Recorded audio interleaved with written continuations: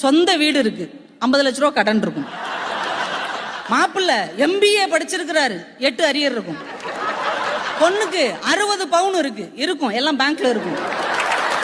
ஆனா இங்க பொய்கள் இருக்காது, புரிதல் இருக்கும். அவனுக்கு 4 அரியர் இருக்குன்னு அவளுக்கு தெரியும். ஏன்னா இவளை லவ் பண்ணதுனாலதான் அவனுக்கு அரியரே வந்தது. அவங்க வீட்டுல காசே இல்லைன்னு இவனுக்கு தெரியும். ஏன்னா அவளுக்கு பஸ் டிக்கெட்டை இவன் தான் எடுப்பான்.